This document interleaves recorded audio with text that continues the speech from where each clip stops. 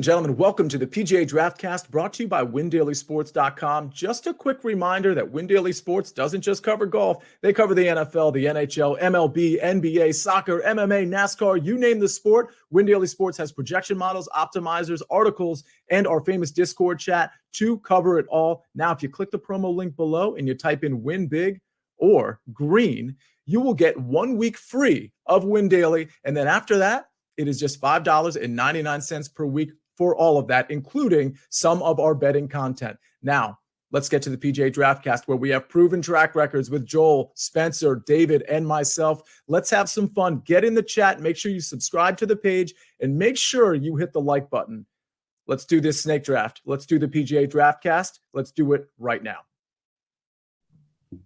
PGA Nation, we are back. And we are back with the Valspar Championship. It should definitely be a fun week coming off of, I guess, what was a not exciting players, as the tournament was over basically on Friday. But it was still a fun tournament to bet on.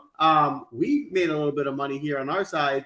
But before we dive in, we have a very special guest drafting with us tonight, Roberto Arguello. Thanks for coming on. How are you doing tonight? I'm doing great, guys. Excited to be with you for the Valspar Championship DraftCast. Awesome. Well, we're certainly excited to have you draft with us tonight. To catch you up quickly, Spencer was on a streak. He had won, how many in a row was it? 5. He had won 5 in a row. But the streak has been broken, and now I am the current champion. So I know it's not surprising, of course, but I'm looking to start a little streak of my own here this week. Spence, how you doing tonight? I'm doing well. It was nice for Sia to do his little intro before getting out of here today. I am hoping that what you just said doesn't become factual and I can get back on track here. It wasn't the greatest players championship. I think when I constructed that build, I even said it on the show, I wanted Scotty Scheffler. He was taken from me. Before I could make that pick, I ended up pivoting over to Rory, who I didn't even necessarily have a ton of exposure to, but you know, that's kind of the nature of this draft, unfortunately, is you get put in these spots where you have a lot of money on the table. You have to try to find a way to, I mean, I guess you don't, I could leave a lot of money on if I wanted to, but it just didn't work out, I guess is the nice way to say that. And hoping that things play out differently this time. It's a fair point. One of the big challenges with the draft is if you draft a certain way and save money and then your guy is gone, right? The way the financials work out, it could leave you in a really awkward position of how you finish your roster, because some of those guys that you maybe had kind of saved for, are no longer available for you. Exactly. That won't ever happen to you making your own lineups, but it certainly can happen on the DraftCast. David, how you doing tonight? I'm good, Joel. I'm good. Good. Just want to respond to Spence because I'll point out that he was blinded by his love by Jason Day and took him for his first pick. And Scotty Scheffler was still on the board, so he did have the option. The audience got to him first, and super sub captain this week for the audience, myself and audience. Unlike your previous captain, I am fully on your side. I want to see the audience get this takedown over the experts this week. Let's go. Let's bring it. I love it. I love it. It's an interesting course this week. It's definitely a challenge, and it's a fun one to break down for DFS. This is not going to be a birdie fest, but this is a challenging course, and I'm excited to hear Spencer break it down. A funny thing I've been telling myself in my head this evening is, and it's obviously I'm being sarcastic, it's not the truth, but I was like, will there be more birdies, Scotty Scheffler last week or the entire field this week? No, obviously, but not only that, you're also getting a watered down field outside the top 5 to 10 guys. This is a JV tournament. We're getting a lot of B and C type golfers. So, Spence, tell me, what are you looking for at the course this week? Yeah, so we have Innisbrook Resort Copperhead. It's measuring 7,340 yards. It is one of the more challenging venues that we get on tour yearly for a few core reasons. We have 74 bunkers, 6 holes that present legitimate water hazards that are littered throughout the property. That's the headache and despair for the field that they're going to get at all turns. We see that emphasized with its sinister nature of removing certain aspects from your game, all while demanding a complete tee to green skill set for those that find success. And, Roberto, you and I talked about this, an hour ago on our Links and Locks podcast, but this isn't necessarily your prototypical Florida course that you've gotten over the past month. I think the big difference comes into play with this tree line essence that we're looking at. So you have 24-yard fairways on average, 3-inch plus rough. That's going to condense the grounds down into this compact off the tee test. And we see that highlighted by, as I said, the one key variable that makes it overly complicated is since it removes a driver from all the players' repertoire, you're going to need a golfer that can work the ball in both directions. The reduced layups sneakily add a bunch of distance to the equation that you might not see up front when you look at that number. Like, 7,340 yards is long, but it becomes a lot longer when guys are only hitting it 270 off the tee and they're not going over 300 on a lot of these holes. There's going to be an abnormal 5 par 3s that stretch over 200 yards. All the par 5s are extremely lengthy. And I think when you add that mixture of those factors with the variety of par 4 holes that you'll find at this course, it is easy to understand why 67.8% of second shots take place from 150 yards and beyond this week. So that's something that I highlighted in my model. I think short game is going to be important, but you kind of talked about it, Joel. Like, it's a watered down field with a bunch of water on the course. So volatility and chaos is kind of what that means to me. The field is certainly hydrated this week. It's going to be an exciting week for betting because the last, 4 holes are a very fun finish in that you can blow up. You can have no lead is going to be safe. These guys can easily bogey, double bogey, fall apart. So it'll be an exciting tournament to watch for sure. And then not only that, like we said before, there's maybe 4 or 5, really good golfers. Then after that, this is where I think there's maybe a bigger edge than even we get for the majors, because now we got to deep dive and find who are those guys that are value, that are playing well, that are going to be able to show up on the leaderboard by the end of Sunday this week. So let's pull up the draft board and get right into it. For those of you who are new to the show, the way it works is we do a snake style draft. You pick a DraftKings roster within salary. So you cannot, as I pull up the board now, you cannot just pick any player. You have to pick players that you will be able to stay within a DraftKings salary on. Of course, we will be picking snake style. So I'll go first because I won last week. Roberto, you're going to go second. Spencer third. The audience fourth. And then snake style audience, you'll go again. So get your nominations in while Spencer is on the clock. But yes, and I don't normally do this. I did give myself the first pick this week. And the reason I did that is because there's one golfer to me that a little different than most of these. Oftentimes when I make this statement, I say there's one guy head and shoulder above the rest. And I usually like that guy to win the tournament. I'm making this pick because I'm not even saying this guy's going to win the tournament, but I'm so confident he's going to get a top 10 at least. Like, he's going to be in a competitive winning lineup for this format especially, that it's well worth me going first and then building around him from there. And that's Justin Thomas. This is just the best golfer in the field. The ball striking's there. And I'm interested to hear, your guys' take on this, but the one flaw for Thomas right now is his putting, right? His putting has been shaky, to say the least. But because these greens are so challenging, I actually think that kind of neutralizes his putting a little bit, because it's hard to imagine many guys having a great week putting. So it's almost as if no one's going to really gain a ton of strokes putting, that should neutralize his poor putting a bit, and his ball striking, will be above the field for sure. Yeah, I guess just to really quickly touch on that point. So I run my model in a way that obviously compares every single golfer against one another. And I think I like the way that you mentioned it, Joel. And I kind of tend to think that Justin Thomas is going to win this event. Now, he's the betting favorite. That's not necessarily going out on a limb there, but there was a big discrepancy that my numbers had this week from Justin Thomas compared to the rest of the field. Like, much more so than you get during a lot of these events. That means something. Like, obviously, yes, the popularity is going to be up there. I'm seeing like 25+% right now, but I just think that, if you can call that good chalk, I think he's going to win the event, and I think you're going to probably need him in your lineup, and there's enough ways to differentiate. So if I would have had the number 1 pick, I would have taken Justin Thomas. I think it's the correct choice to be made.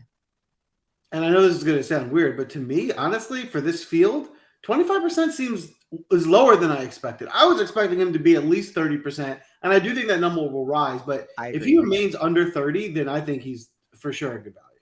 Yeah, I would agree with that. All right, Roberto, without further ado, your first DraftCast pick. You're on the clock. All right. I would have taken Justin Thomas with that first pick. So I'm going to go with Jordan Spieth here in second. I think with there being just 4 players in that $10,000 tier, got to get them while we can in the draft cast here. So I'm going to go with Jordan Spieth. I like him more than Sam Burns and Matt Fitzpatrick. He's volatile. We know this, but he's got upside, I think, significantly more than Burns, and Fitzpatrick, I don't love the form either. So I'll take Spieth for 10-6. For sure. It does feel like Spieth is trending in the right direction in the last couple of weeks. We've seen some better play from Jordan. And especially now get him in the tournament with, not a lot of those big dogs to compete with. He's another one of those guys where it feels like even if he doesn't win the tournament, a good outcome, a top 10 finish seems like a pretty sure thing to me. What do you think, Dave? Yeah, his approach plays really improved of late for Jordan, and I thought he performed pretty well last week at the Players with that 19th place finish. I still have some concerns that we're not seeing the full Jordan Spieth yet, but I agree that we're seeing the trajectory. My biggest concern is that I have him at the moment at like 29% ownership, is like the highest on the board, followed by Justin Thomas at 28%. So I mean, these first 2 picks aren't necessarily that surprising, but I guess my concern would be, building the lineup with these kind of chalky guys right at the top who do hold a lot of win equity, absolutely. What does it mean further down the draft when we get into that 6K? And I'm looking forward to seeing the value that Roberto and yourself, Joel, bring in later in the lineup. So you're trying to get information on me before I make my picks. You'll have to wait and see. Here we go. All right, Spence, you're on the clock. Like the way that this draft has gone, which doesn't surprise me that it started Thomas and Spieth. If there was ever a tournament that I was going to leave an astronomical amount of funds on the table, it might be this week. I'm kind of curious to see how this plays out. I'm trying to decide between 2 players right now. There's one that I want, and then there's one that kind of, I don't want to give away too much strategy. I guess I'll just leave it at that right now. Okay. I am going to go with one of the safest players in my model this week.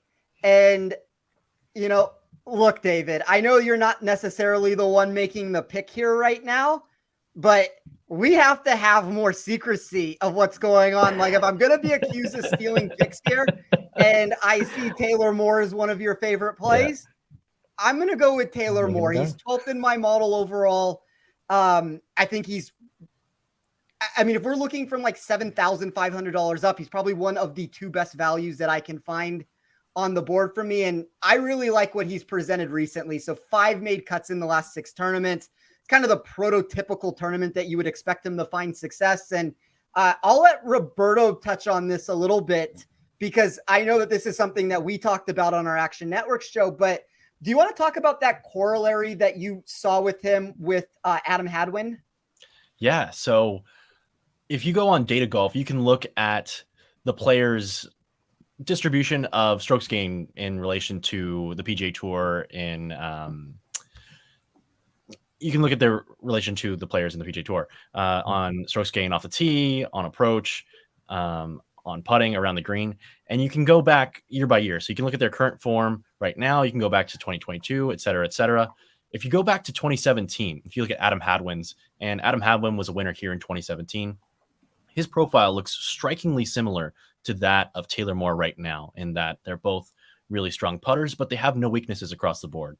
And even though they're not extremely long off the tee, they were slightly above average in distance off the tee. But this week, that's not a big deal because you're taking less than driver. So guys are going to hit it 270 no matter how long they've hit it off the tee because everybody can hit at least 270. So I like Taylor Moore in that he's also got a lot of momentum, and he's got 5 top 40 finishes in his last 6 starts. And one thing that's interesting for him, especially in this format of DFS, is that he's got 9 cuts made in 14 starts on tour, but every single one of his cuts made on tour this year has turned into a top 40. So he converts on Saturday and Sunday, and he seems to get better and build momentum. So I like Taylor Moore in a variety of formats this week. There you have it. And I know I'll kind of mention as well, we all as a group talked about Taylor Moore for a bit before the show. We all were on him. We all liked him. So hey, I said I like DJ Moore to keep it a secret. I guess my one question is, what ownership do you see on it? So right now it's lower than I anticipate. I mean, it's 11.5%, but I mean, maybe that trends up a little bit, but I mean, there's a lot of ownership with a couple players around him that I'm hoping that it stays at that number. But I mean, it's one of those spots where I'm fine with where that is. I think he's one of the better plays on the board. Yeah, 11.5% is more than reasonable. All right. Well, audience, it looks like the pick is in, David. Who are you guys going with?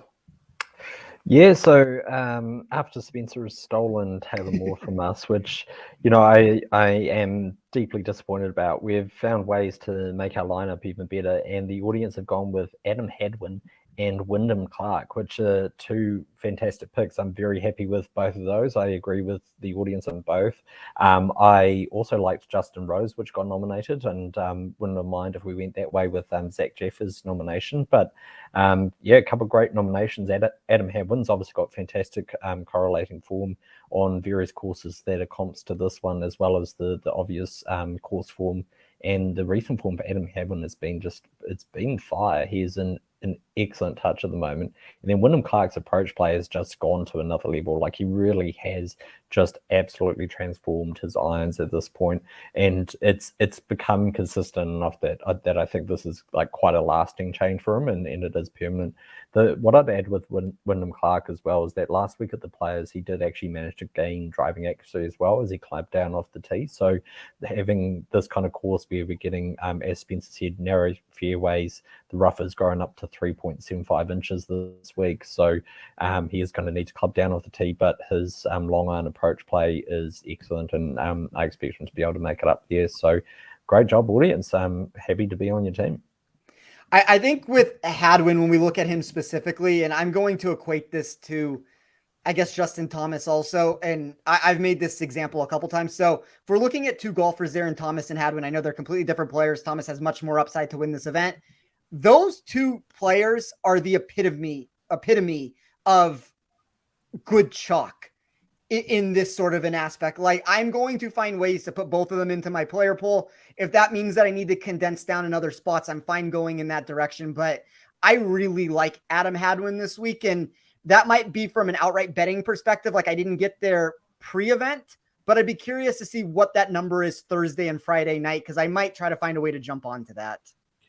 One thing I want to kind of touch on with that, in my opinion, good chalk is much more likely to appear in a watered down tournament where you can say, like, there are guys in this tournament that you just know are significantly more likely to top 10 because you've seen them do it. Whereas when you get one of those, the field of the players, we've seen 40 of those guys top 10. So, it's to say good chalk, we can know the guy next to him can do it. Maybe he's not playing as well right now, but we've seen him do it. In this field, there's guys that have never top 10 tournaments. So outside of some of these top guys, they have never shown that sort of upside. So that's why you're going to find way more good chalk in a tournament like this than you will with a full field. Roberto, what do you think of Wyndham Clark this week? I like Wyndham Clark a lot. That length is always an advantage, and if he can parlay that into more driving accuracy this week by taking less club, I think that'll suit him well going forward. And we've mentioned the strengths he has off the strength that he's built on approach over the course of this season. I think gives him a lot of upside. I love it. All right, Spencer, I can see it in your eyes. You're scrambling already. Who are you looking at here with your second pick? No, I mean, in reality, like, obviously I would have liked Justin Thomas or Adam Hadwin. Those were two players that I would have been very fine putting into my lineup. And this is kind of where I'm going now by saying, I think there's a chance I leave a lot of money on the table. We'll see how this plays out. But there's a golfer that I like at 7,800. I'm looking at about the same ownership that I see with Taylor Moore, and that would be Steven Jaeger. When I ran my model this week, so when I ran it from any generic course, he is 29th in weighted tee to green, in tee to green. When I ran it from a weighted perspective, he jumped up to 7th. It's the same exact move that happens when I added the putting to the mix. He remained 8th for me from a weighted strokes gained total perspective. Top 20 in my model in total driving. Kind of all the metrics seem to be pointing in this direction for me, where Jaeger has real win equity in this tournament. Like, he was the very first ticket that I punched.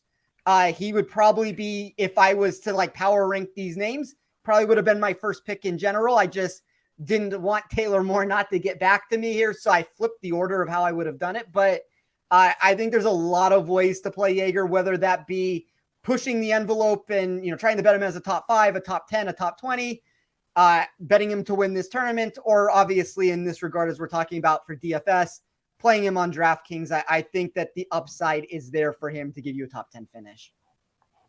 I love it. I love it. Shout out to Courtney Harding. Took down a tournament last week. Back on the show for the repeat this week. I love it, Courtney. Thanks for joining the show. David, how about you? What are your thoughts on Steven Jaeger this week? I was very, very high on Steven Jaeger going into the week, but I will point out that there does look to be a bit of a weather edge developing in terms of the timings, and he did end up on the wrong side of it. And the only reason I mention that is, look, the weather side, depending on the size of the edge, it's not necessarily the be all and end all, but it can be a contributing factor. And the other thing with Jaeger for me is he's the highest owned within that 7K range at the moment. So there's a lot of people going there. I will say though that within the 7K, I think there's a lot of people, the 7K is pretty rich in terms of potential upside, and it's all much of a muchness that some of that ownership is getting spread around. There's a lot of guys for me in that 7 to 9% range. I do have Steven Jaeger pushing around that 12% at the moment. So again, it's just going to be, I think, a point of Spence getting maybe a little bit different and leaving $10,000 on the table by the end of this show. Spence, I dare you. I mean, it's definitely doable depending on how this plays out. And just to kind of double down on your point, I see 11.69% for him, which I believe is also the highest owned player that I have. But I don't know. I mean, obviously, I think that's the one spot that we differ a little bit is when it comes to the weather. I don't play it as aggressively as you do from a full tournament perspective, at least with it. And sometimes it burns me. Sometimes it plays out well. There's obviously so many times where the PGA Tour just randomly stops the event. And I know we can say there's thunderstorms and there's different things, but we're not getting through these rounds half the time as it is to begin with. So I try not to let it affect me too much just because weather can change. And we're still, so many hours out talking about where the problem comes into play. So you never know what's going to happen. And if you're telling me on Wednesday night, there's 100% definitive chance that that's the way that it's going to play out, then maybe, you can go in a different direction there. But I'm going to bet on the upside of Jaeger and trust my model, I guess, at the end of the day. I mean, his approach by the last 3 tournaments as well has been excellent. I guess that's what drew my eye to him as well. But as I said, I guess it's part of that kind of suite of different factors that I take into account, and that was kind of along with the ownership, just maybe put him down a little bit in terms of my rankings. But I really, really liked him going into the week. So yeah, I love it. I love it. I like Jaeger as well. Keep an eye on the weather and see if there is a significant hindrance or not. But Roberto, you got a good start here with Jordan Spieth. Who are you looking at with your second pick? So I would have been looking at Taylor Moore here, but Spencer and I obviously had the previous podcast recording today, so I knew that one was going to come up, and we'll let him have that one. We'll let him have Steven Jaeger too. I know he was all over both those guys, so I can't be accused of stealing his picks anymore. We let him go get those two. That is fair. With that being said, a guy that I don't think he was going to be on anyways, I'm going to take Justin Suh this week. We know he's an elite putter, and you mentioned how these greens are going to be relatively tough to putt on. And I think that serves as an advantage to the guys on both ends of the spectrum putting, the guys who are really not good, like a Justin Thomas who's looking for something right now, and potentially a Jordan Spieth and a Justin Suh who can rein in putts from longer ranges. Jordan Spieth, of course, might be walking in a 6-foot putt that he didn't think was going to go in, but Justin Suh much more solid throughout different ranges with the putter right now. He's also got a lot of momentum with his approach play, and the big weakness of him is his around the green play. But last week he posted his best ever around the green strokes gain performance. So hopefully he can take some of that momentum and bring it into this week. And I know it's going to be different types of around the green play this week compared to last week, but last week it was pretty challenging around the green. So hopefully he can keep it going. I love it. I love it. He certainly has been playing well. Certainly has a lot of upside, especially in this field. Spencer, did you have your eye on Suh this week? It's going to come down to ownership for me. I think everything that Roberto said makes obvious sense with it. And, it's kind of even we just talked about a second ago with him. I knew this pick was coming too with it. And Suh's game is going to come down to what his capabilities will be around the green. And if we look at the long-term perspective of it, he's outside the top 100 in my model. If we look at the last 24 rounds, he's inside the top 50. You're telling me that he's going to be able to provide that short game acumen to go with a putter that, I mean, he's very Jordan Spieth-like in my eyes of what he's able to produce. Obviously, like the metrics seem to be moving the right direction. He's making a bunch of cuts, and now we're starting to get the upside that maybe we didn't see for him when he first got his card to start this year. So I think he's certainly doable. He's 9th in my model from an overall rank sense. That's an intriguing thing. 20% is something that you have to make a decision with, and you kind of have to figure out, do you want to play him? Do you want to play Adam Hadwin? Do you want to go to Wyndham Clark? Like, I don't know if all those guys make sense to throw into a player pool, but I think you can pick and choose your spots, and all those players are doable. And one more thing on Suh. His around the green play is really improved since the calendar year flipped. In his second and third starts on the tour this year, he lost 2.67 and 1.53 strokes around the green. And then he also had some poor performances at the Houston Open and the RSM. But since the calendar year has changed, hasn't lost more than a half stroke or 0.53 strokes at the Genesis, but around the green. But everything else has been relatively okay for him, at least around the green. There you have it. I like it. I like it. All right, it's my turn to find some value. Who am I going to put here to make this JT lineup work? And there's two guys that really stood out in the lower 7K range for me that I'm going to target. And the first one is going to be Sam Ryder. And for similar reasons that you're mentioning with Justin Suh, I mean, that putter is red hot right now. And if he's going to continue that putting streak, his more recent form, the ball striking has taken a bit of a hit. But before that, I mean, I'm not talking that long ago. If we remember just a few tournaments ago, Sam Ryder in, the Waste Management, it was in mid-February, gained 4 strokes on approach. So he's slowed down a bit, but his gains putting over the last 6 tournaments, basically the whole calendar year of 2023, has been one of the best in all of golf. I mean, in just the last 4 tournaments that he's played in, he's gained 4.5 strokes, 2, 7.5, and 6. So if he continues that hot putter and just doesn't lose strokes with his ball striking, he just is neutral or positive there, I think he can really compete this week in this watered down field. And I'm going to pair him with David Lingmerth. David Lingmerth, ball striking, another one of those guys who's kind of trending at the right time here. Whereas at the Players last week, he got a 6th place finish. He gained 6.5 strokes on approach. He gained 5 strokes putting. The 5 strokes putting is probably an outlier. He's not a great putter. But at the Honda Classic just 2 tournaments before, he also gained 6 strokes. So this guy is really striking the ball well. Again, if he can make some putts this week, I think it's another tournament he'll compete in. David, how about you? What do you think about David Lingmerth this week? Yeah, David Lingmerth wasn't someone who was on my radar, but looking into the stats, I can see the improvement in the approach play. That looks really intriguing. I mean, 6 in the Players is obviously a completely different field in terms of what we experienced last week. So, look, that's a really impressive performance from him. I had him a little bit earlier in the year, based on some of the metrics that we were seeing, and didn't come through, but it does look like he's turning his game around. Driving X3 is also a positive for him as well, which I think is a big tick in the right direction. I like the Sam Ryder pick as well. I think that's great play, and it's interesting, right? Because he lost strokes approach last week at Sawgrass, and it's interesting that all of us who now have access to such great golf data that in a GPP situation, if we were all looking at Sam Ryder and going, "Oh, I don't want to take Sam Ryder because he lost approach last start," well, maybe it's actually the right time to take Sam Ryder, because he lost strokes approach on 1 tournament. Previous to that, he's been absolutely excellent, and as you said, gaining 8, so can be a great way to get a bit different. And if he spikes and finishes the top 10, you've got your value right there. Sorry, Joel, I didn't mean to interrupt you there. I tend to think in general that everybody looks at sample sizes from way too short of a duration of time.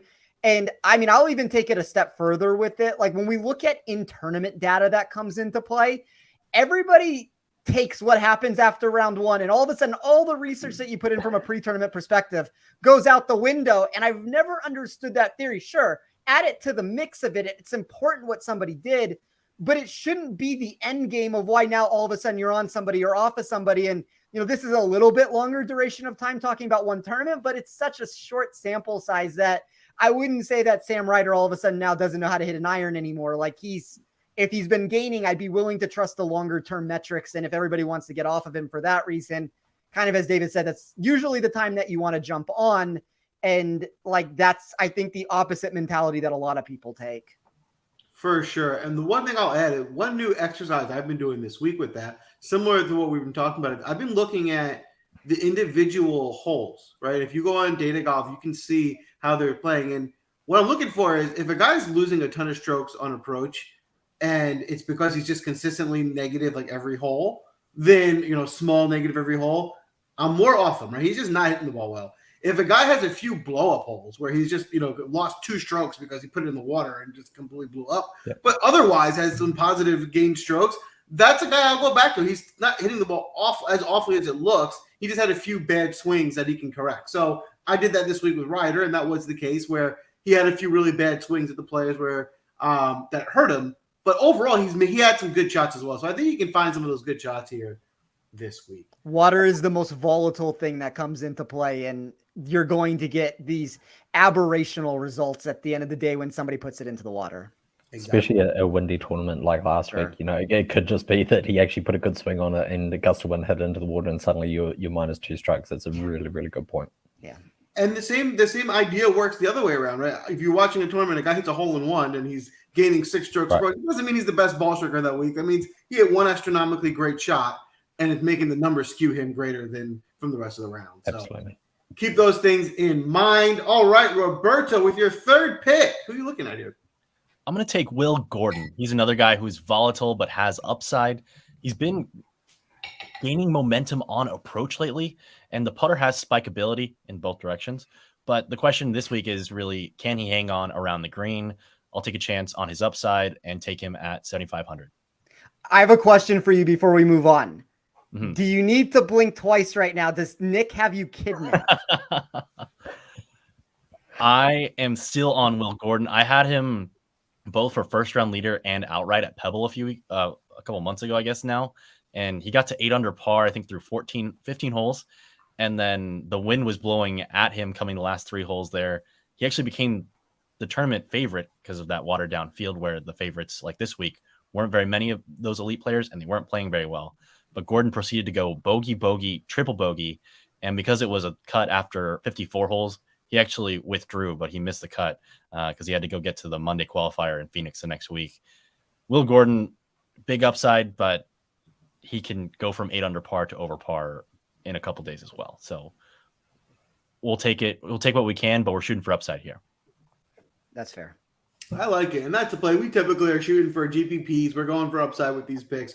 As we say, sometimes if you want to play safer, there's safer picks, but we like to go for the win. So I like it, Roberto.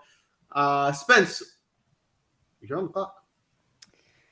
So this is probably the route that I'm not going to leave a lot of money on the table here. And it's another chalky player that I'm going with. I'm going to have to figure out a way to differentiate this lineup at some point, but I'm going to take Justin Rose at 9,600.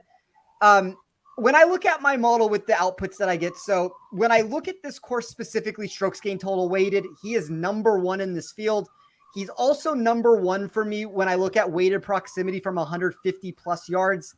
Those are 2 very important categories. And, there's a lot of talk, and even Roberto mentioned this earlier today when I talked to him. There's a lot of talk about Ricky Fowler. There's a lot of talk about Jason Day. I think Justin Rose tends to be the forgotten about player in the mix, and he's the only one from the mix that has actually won in like the last couple of years. So while I would say Jason Day is probably the better golfer, even with that being said, I do think Justin Rose is better than Ricky Fowler, and I'm not so sure that always comes into play there. And this is a very fair price tag at 9,600. And I think from a win equity standpoint, I considered Sam Burns. That was kind of what I liked early in the week, but I decided to pivot most of my exposure that I'm probably going to take at this moment over to Justin Rose instead. All right. Roberto, how about you? Have you any exposure to Justin Rose this week? I like Justin Rose overall. I think he gives you a solid high floor, but he also has that ceiling this week with it being a lesser field. And there's some unknown with how high he can get with that ceiling, given what we've seen from him previously, major championship winner, number one player in the world. So I like the Justin Rose play. All right, there you have it. David, you got a lot of nominations coming in from the audience. Who are you looking at here? Well, it looks like the audience, and I've just shared this fantastic weather information with them, and we've taken Ben Griffin and Brandon Wu both in the opposite wave. So, look, I'm going to trust my team. I'm going to trust that they know what they're doing. I'm going to trust that they're listening to me as their captain. Ben Griffin, I mean, what a season he's had so far.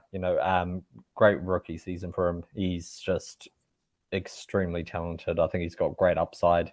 He's coming in off some fantastic results. 35th last week at the Players, and 14th at the Arnold Palmer. So 2 elevated events, and for a rookie to be jumping on the tour and doing that pretty much straight out of the gate is always eye catching. Look, I have some concerns about the driving accuracy. Would be my question with Ben Griffin, especially if he is going to end up in the high winds that we're predicting on Friday afternoon. I'll temper that a bit by saying, it is a tree line course. It's not like it's like an ultra exposed like links course where like 15 miles per hour wind feels like 40, but it is a slight cause for concern for me. Hopefully he uses his distance, clubs down off the tee and finds some fairways. And the other one's Brandon Wu. So I really like Brandon Wu as well. Coming off a great Florida swing for him, 19th at the Players, 14th at the Honda Classic. Again, I think he's got some upside. His approach has been improving a lot lately as well, and it's been fairly consistent. Like he's gained approach, albeit at the field average for all of his last 5 tournaments. So, promising picks. And as I said, I'm just going to trust the audience knows what they're doing in terms of fading the weather edge. There you have it. There you have it. The audience is going for the balanced attack with it, which is interesting. I think it's definitely going to be unique for sure. But I kind of like what you guys have done there with the audience roster. So far, so good. All right, Spence. I know you're scrambling. Who are you looking at here with your fourth pick? I am scrambling a little bit right now. Did the audience steal a pick? No, they didn't. But I just want to note that I kind of hate the ownership on Ben Griffin this week. I think it's gotten a little bit out of control. I do like Brandon Wu though. I think he's certainly in play. Don't know if you heard that, audience, but Spencer hates our team. So, just so you know. All right, I'm going to take a volatile golfer that I think is maybe a little bit more boom or bust than I was hoping to go with it, but it's another player in that same breath that I talked about with Jaeger here, where the weighted total strokes gained total that I ran really shot him up my model into a point where I don't necessarily ever see this player there. And you look at the course history that we've had and we look at the ownership, kind of some alarming things. Like I see close to 10%. He's been better than 70th place one time in the last 4 years, a 62nd before that. But I'm going to bet on the upside that I do have here. And I'm going to take Nick Taylor just because of that weighted strokes gain total that I have. I like Nick Taylor this week. How about you, Roberto? Are you on Nick Taylor? I'm not on Nick Taylor, but I think he profiles somewhat similar to like a Taylor Moore. And so I think there's some similarities there between those players. And Nick Taylor, we've seen him already shown that he can spike with his week at the Phoenix Open, going toe-to-toe with Jon Rahm that week. And we've also seen him win on the PGA Tour over at Pebble Beach. And I think there's some similarities between a course like that and here. Yeah, I think it's a good call for sure. All right, Roberto, without further ado, it's your pick with your fourth pick. It looks like you need probably to go a little bit more value here. Who are you looking at? Yeah, we're going to go really low. So if you go with your DFS lineups, this is not a guy you want to put on all your lineups, maybe sprinkle him in. I've got him plus 400 for a top 40 play this week, and that's going to be Kevin Roy, just 6,300. So we're going all the way down. But I really like how he profiles on approach for this course specifically. He is really poor from inside of 100 yards, but outside of 100 yards, he's 6th on the tour in approach proximity. Of course, proximity not the best way to go about it relative to strokes gained, but I really like how he profiles here at such a low price. And in his last 2 events, he's got top 33 finishes. One of them was in Puerto Rico, where we don't have data. So maybe not seeing everything there, but overall, his approach numbers have been really solid. And the question is, can he hold on with the putter? He's outside the top 200 in putting on the PGA Tour right now, but a lot of that's because of 2 really poor putting events to start the year, somewhat like Justin Suh and his strokes gained around the green. But with him gaining strokes on approach in 6 straight crack tournaments, again, not all of them are tournaments where we got 4 rounds of data because of the tournament rotations, like at a Pebble Beach, for example. But I like his value at 6,300. Gives me an opportunity to go farther up the board with some other plays. I like it, and I know, David, I'll let you get to. Yeah, I know David mentioned him already this week. What are you thinking here, David? I mean, they say that loose lips sink ships, but loose lips ruin lineups, I think, should be the new tagline, because, we mentioned him in the Win Daily Discord recently, and I know I was chatting with you guys in the chat about Kevin Roy. I mean, I'm amazed he's only like 2% ownership, like down there at 6,300, and I think that may potentially increase because he profiles fantastic. Like, he profiles really, really well. Approach stats over 200 yards on the PGA Tour since January 1 this year. Kevin Roy's sitting 5th on the entire PGA Tour. Like, I mean, that's incredible, and it's kind of like across the board as approach plays, but particularly over the 200 yards. So if we're looking at like 5 par 3s that are going to be key for scoring this week, you're either going to need to birdie or at least make par and keep the round going on those holes. Kevin Roy could be a really, really good pick. I'll also add sneakily that Kevin Roy lives in Tampa Bay. Like, this is like his local course. So like, if we want to make this like any more beautiful, and he's like 400-1 in odds markets, like it's a beautiful pick, and I love it. And I hate Roberto for it, but I love the pick. And David, I believe all 5 of those par 3s are 195 yards or longer. So it's great. It's great. Yeah. There you have it. Get Kevin Roy on your radar this week. I can't imagine he's going to be very highly owned. Does anyone have an ownership number on him? I see 2.72%. Still higher than I would have thought. But yeah, I think you're fine playing the 2.7 owned Kevin Roy this week. All right. So I'm glad the way this draft is shaken out for me. With my 4th pick, one of my favorite 3 guys in the tournament fell back to me, and that's Sam Burns. Go ahead and give me Sam Burns. I'll figure out how to make the value work with the rest of my lineup from here. But listen, yes, Sam Burns completely forgot how to hit an iron shot a couple weeks ago. We saw it. It was laughable. But last week he only gained. He lost less than a stroke. I looked at the same thing I was saying before. I looked at data golf. He had some good approach shots. He's gotten that back. I don't think it's as big an issue as people are making it out to be. Let's not forget that, it was still in February of this year. He gained strokes 2 weeks in a row. He had 11th and a 6th 2 weeks in a row.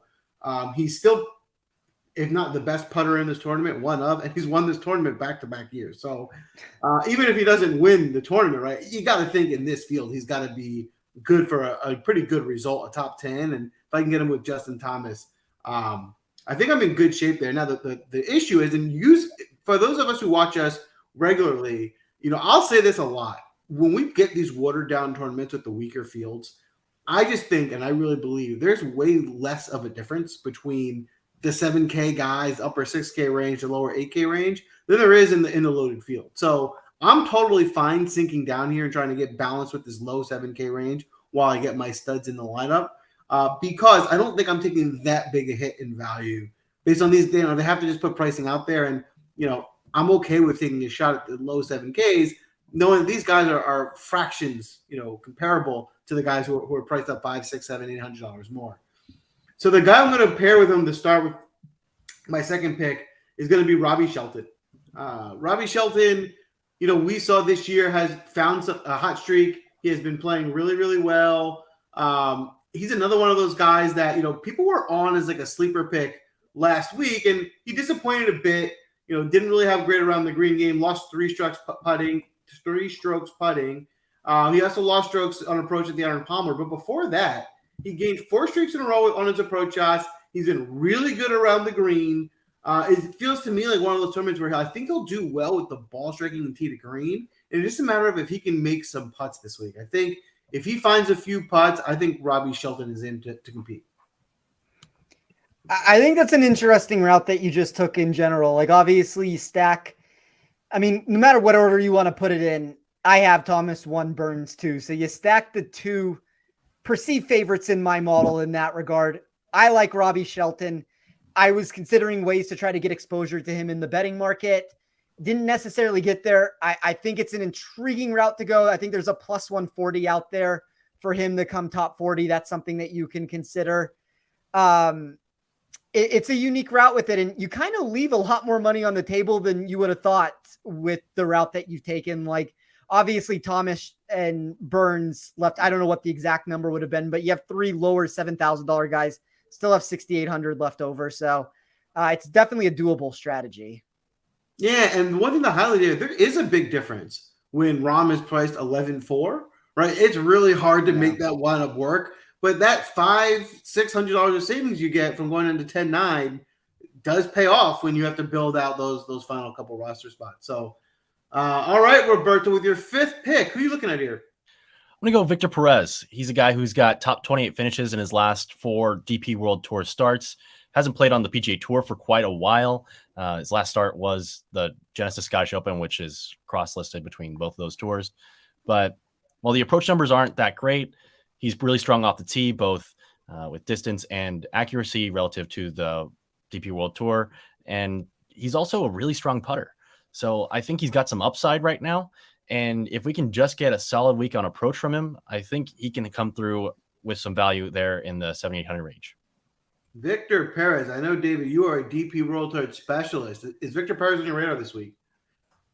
He is not, unfortunately. I think he's improved a lot over the last year. What I'd just point out was with those 2 victories, that the Abu Dhabi Championship is like it's one of the elite events on the DP World Tour. It's a Rolex Series event, really stacked field.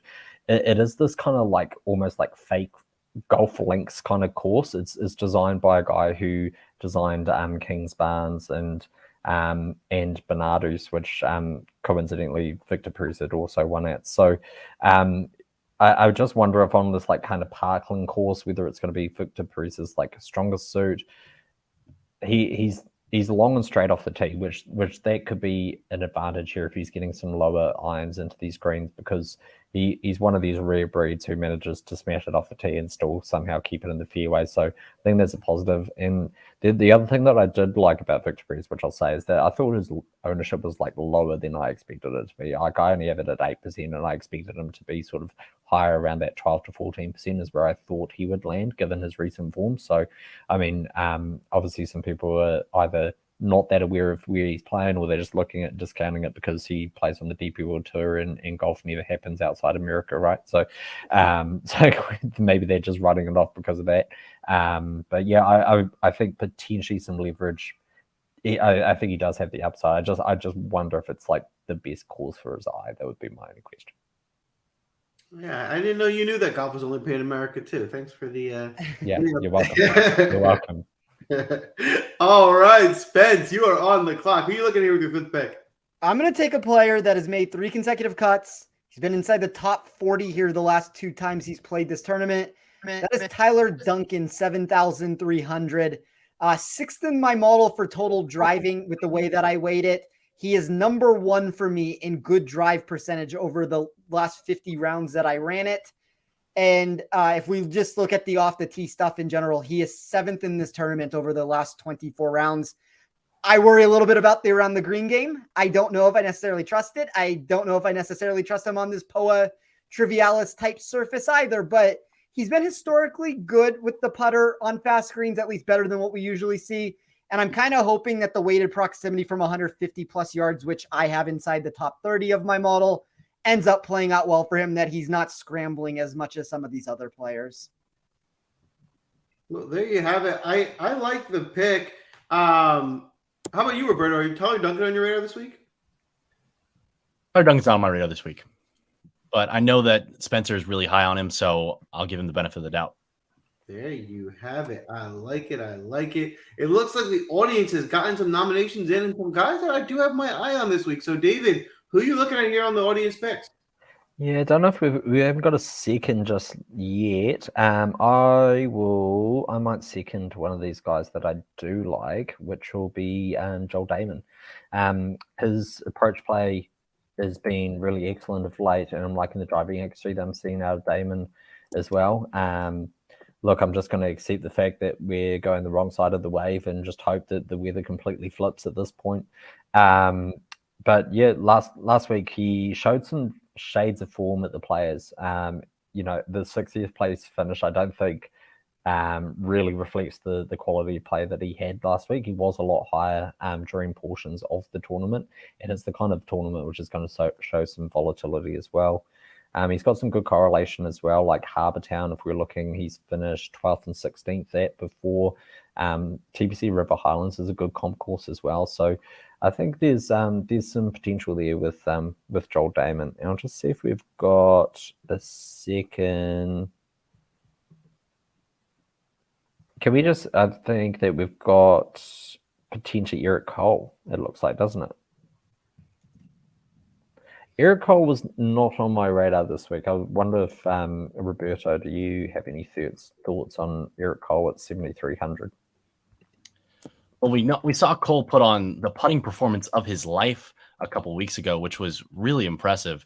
But overall, his strokes gained approach numbers are really solid. I think he's gained in 8 of his last 9 track tournaments. So really impressive there, coming off a T27 last week at the Players. So he's got a lot of momentum. We know that putter gives him some upside. I think at 7,300, it's a bargain. Great. Well, there you go, audience. I was going to say Cole was on my radar. Cole was one of those guys in that low 7K range that I was using to fill out the studs and scrubs lineup. So, right after Ryder and Lingworth, I was considering Cole as well. That's great. Awesome. Well, audience, I think we've got a solid team here. I think we've gone that kind of like middle of the road kind of build. We have avoided all of the chalk at the top of the board, which is obviously not going to hit. And this balanced lineup, I think, is a really interesting GPP play. So look forward to the expert takedown and the audience finally getting the W on the board. Yeah, audience, I like your team. It looks good enough for second place this week. Spencer, who are you looking at here with your final pick? I can't believe you guys let me take the winner of this tournament with my last pick here. I've said this a lot. It has never worked out on this show before. I am going to take Brian Harman at 9,100. And that is a way to get unique and to diversify. I think he's going to be the lowest owned player, at least if we're talking like above Maverick McNeely. I think Wyndham Clark and up, Harman will be the lowest owned. There's a lot that I like about Harman this week. So he's 8th in my model when we look at this sort of a surface. So I looked at TPC Sawgrass, TPC San Antonio, all the corollary comp courses where you get this overseeded mixture. He is 5th in strokes gain total weighted. He is 7th in the wind. He is 3rd in bogey avoidance, 7th in weighted scoring, 2nd in weighted scrambling, 7th in driving accuracy. A lot of top 10 numbers there. I know that when we look at what he's produced recently, you're going to see miscuts. You're going to see a bunch of finishes outside the top 40 for him. I kind of am okay throwing out most of those events. I'm not so sure those were the prototypical Brian Harman tournaments that I would have expected him to find success at.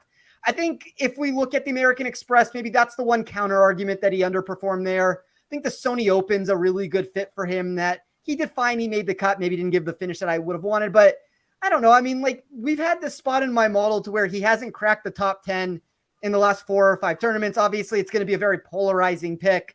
There's going to be a big boomer bust nature with him, but he's the one guy who's sub 10% for me, who's $9,000 and above.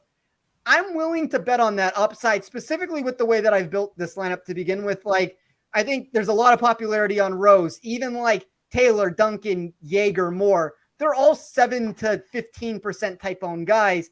As soon as I throw Harman into that mix, like, it's going to be a way to differentiate my build 100% in my eyes. I agree. Harman wasn't on my radar this week, but I certainly see the upside with him, especially in this field. So if you're getting a lower ownership, a way to get different, I like the pick. with the sake of time, only a few minutes left here. We'll go right to Robert's pick. Robert, how are you closing out your lineup here this week? I'm going to close it out with Gary Woodland. I'm absolutely going to cover my eyes once he gets to the putting green. But before that, I think he's got a chance to really stand out this week. We mentioned that approach play from over 150 yards is really going to be key this week. And Gary Woodland fits that profile to a T.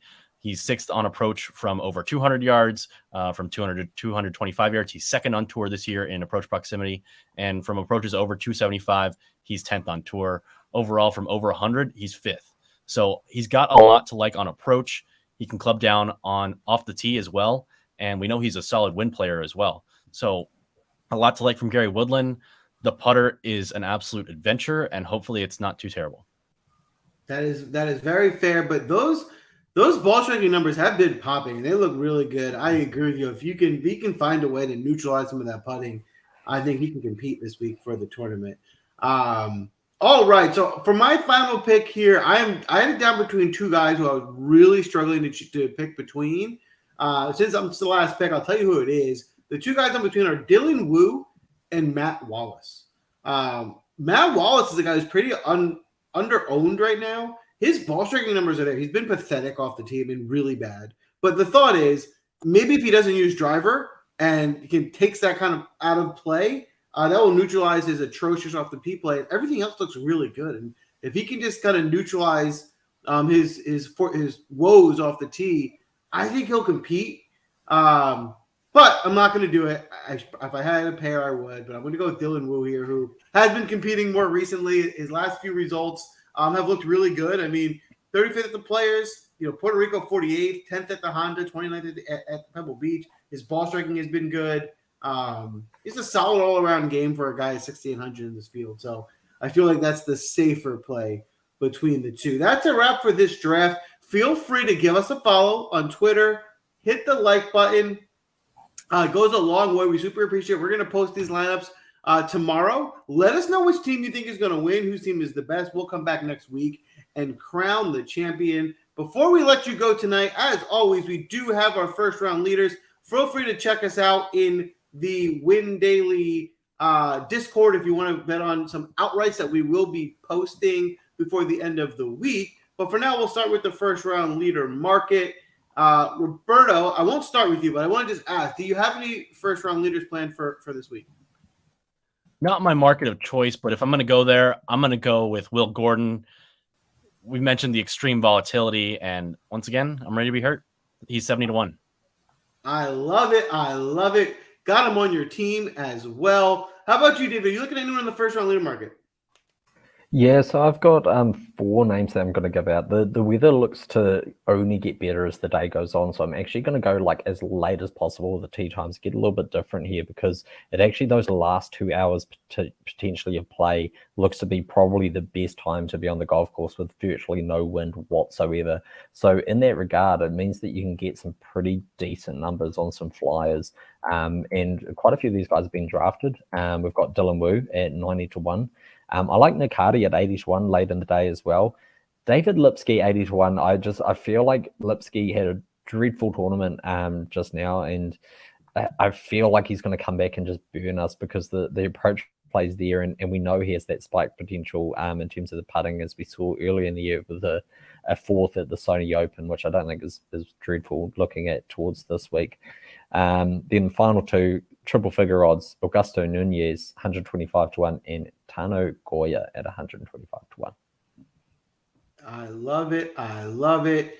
Spence, how about you? Who are you looking in the first round leader market? I love that Augusto Nunez pick. I think I have to add it to my card, even though I'm a little bit overexposed.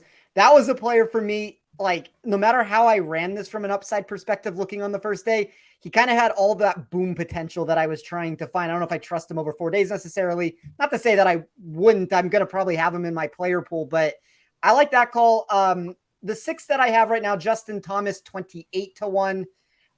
Everybody's favorite play, Brian Harmon, 50-1. Steven Yeager, 65-1. Taylor Moore, 70-1. Tyler Duncan, 80-1. And I can't quit Alex Smalley, 80-1. There you have it. What a field. I only have 3 picks for myself this week. My 2 longer shots that we're going to have some fun with, both 90-1. Lingmurph, who I drafted for my team as well this week. And I also like Nate Lashley. I don't think it was mentioned on the show. I think Nate Lashley is a good play for both DFS, but I think he could be a good first-round leader play at 90-1. But my favorite first-round leader play, I think the bounce back is on. The guy certainly likes this course, and that's Sam Burns. The fact that I think that he's head and shoulders, 3 or 4 guys better in the field. The fact that you're still getting 35-1 on be a first-round leader, I think is still a pretty good value number. So I'm going to go there. That's a wrap for tonight. I want to give a very, very big thank you for Roberto for joining us tonight. Roberto, you were awesome. Loved your plays this week. Great analysis. We'll hope to have you back on. Unfortunately, I don't see a victory for you this week, but it will be fun. Am I forgetting anything? Well, Roberto, let everybody know where they can find you. You obviously have a lot of work over at Action Network to talk about, like we do our show together, but talk about the articles you do and then talk about the stuff that you do for the PGA Tour Live very quickly. Yeah. So do stuff with Action Network. You can find Spencer and me on the Links and Locks tournament previews, wherever you get your podcasts. I also do PGA Tour Live work. So I'm going to be hosting next week during the WGC Dell Match Play. It's a home tournament for me, being from Austin, Texas. Got to play Austin Country Club last week. So really excited to share that next week on ESPN Plus with you guys. Also just write about random other sports for college or for Action Network. So 4-0 on NBA articles. I follow the Miami Heat, watch all those games. So if there's ever a Heat game, I'm gambling on it and trying to do more work writing articles for them. Also, we'll share random tidbits on college basketball and try to write about college football. Did a lot of stuff with Pac-12 football over the last couple of years.